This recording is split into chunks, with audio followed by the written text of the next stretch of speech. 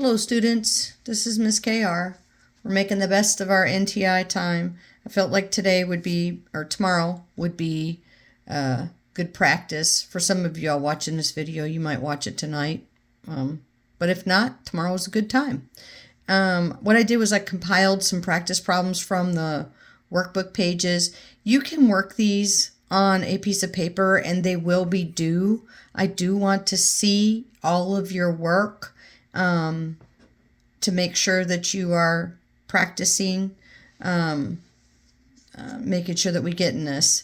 Okay, I'll go over these and I will post my answers for you in Google Classroom so that you can do these. But my suggestion to you is to get the problems, work the problems, and then check the answers. Okay, so number 1, a rock is dropped from a bridge over a river. Which graph could represent the distance fallen in feet as a function of time in seconds? Well, we know when an object is falling that gravity is at play. So it cannot be graph A or graph B because we know it's not going to fall in a straight line. It's not going to be linear. My first thought was D because that's falling. But if you look at it, the feet here are decreasing. Well, if you think about it, if it's dropped off a bridge, the feet would be increasing as it falls from wherever it was dropped. So it has to be C. And that's how I know my answer is correct, because the distance on the y-axis is increasing as the ball falls. It will increase in feet. Gravity will make it a quadratic function and a curve. It will make a curve. Okay. Number 2, a bacteria population, P, is modeled by the equation P equals 100,000 times 2 to the D power, where D is the number of days since the population was first measured.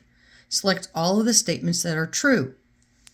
So you read it and you go, A is true because this represents the bacteria population 2 days before it was first measured. Okay, -2 would be 2 days before. The bacteria population 3 days before it was measured was 800,000. You'll have to trust me. I worked it out and didn't put it on here. But you would do 800, well, you do 100,000 times 2 to the -3. And that would be 1/8 of 100,000, which is not 800,000. Nope. The population was more than 1,000 1 week before it was first measured. No, because 1,000 1 week before it was first measured, you got 100,000 times 2 to the -7. This would be whatever 2 to the 7th power is as a fraction. So it'd be 1 over a number here. Okay, I went ahead and filled this in for you. 2 to the -7 would be 1/128th. 1/128th of 100,000 is 781 25 Okay. D, the population was more than 1 million 1 week after it was first measured. All I did was substitute in 7 for 1 week, and yes, it was 12,800,000, almost 13. The bacteria population 4 days before it was first measured was 6,250. Yes, because 2 to the 4th would be 1/16th. 1/16th of 100,000 is 6,250. Right? Tell what each part of that equation means. P is the bacteria population. 100,000 is the initial amount. Remember, this is your pattern. You all should know the pattern. Okay, initial amount, that's your growth factor. It's doubling. And then D is the number of days since it was first measured. Okay. Next one. May has a jar of quarters and dimes. She takes at least 10 coins out of the jar and has less than $2. Write a system of inequalities that represents the number of quarters, Q, and the number of dimes, D, that make it half. Well, okay, this is a reach back to Unit 2. Okay, quarters and dimes has to be greater than or equal to 10. At least 10. So greater than or equal to 10. Money-wise, 25 cents times the amount of quarters plus 10 cents times the amount of dimes has to be less than $2. If we graph it, you would see there'd be an area of overlap. That would be whichever ones were correct. But we don't have to graph it. So all we have to do is test it out. Can she have 3 quarters and 12 dimes? Yes, because 3 plus 12 is 15, and that's greater than 10. And at the same time, we've got 75 cents, and $1.20 is $1.95, which is less than $2. Good to go. 2B, 4 quarters and 10 dimes. Sorry, 10 dimes. Good to go on the first one. So we're good to continue because 4 plus 10 is 14, which is over 10. But then you have $1 and $1, which is 2. And it can't be 2. It says less than 2.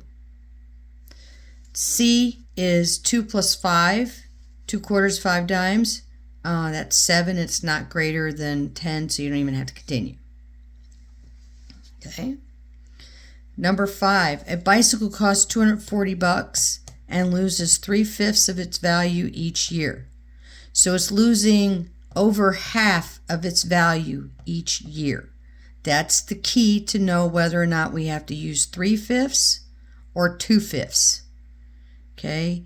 If it's retaining, we're looking at how much is it losing each year. Yes, but it's retaining 2/5 of its value. Okay. Write expressions. So I use 2/5 because they want to know how much the bike costs, not how much it's being depreciated. So you use 2/5. The first year is 2/5, the second year is 2/5 squared, and the third year is 2/5 cubed. All of those multiply by 240. Number 2, when will it be worth less than $1? Well, I was like, oh, I don't know. When will it? So I just put in 5, and that gave me $2.46 if we rounded it. So I was like, okay, well, that's not it. So let's try 6. So then I tried 6, and it's 98 cents. So I was like, oh, there we go. Guess and check. That's all I had to do. And then, will it ever be 0? Explain your reasoning. According to this mathematical model, no. It'll get really close to 0, but there's always half of something. As long as there's half to be had, there will be half. Now, we all know that eventually a bike might be worth nothing. So you could put down there, will it ever be 0? Well, yeah, once it gets all rusty and old, 0. So you can't sell it.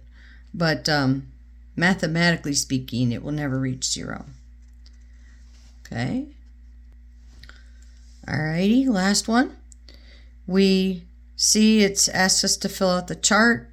So each I fill out, I have 1, 2, 5, 10.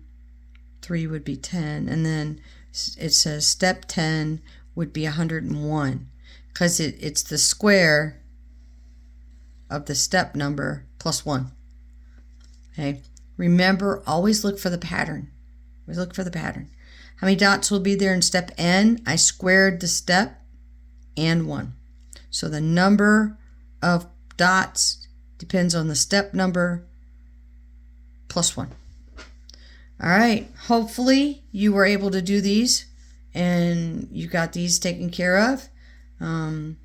Bring these with you. And if you have friends that don't have access to video or they can't do this, just let me know. And they need to let me know, and they could finish it during advisory. So, or they could pick up a copy when we get to school. Enjoy your second day off. Take care of yourselves and stay healthy.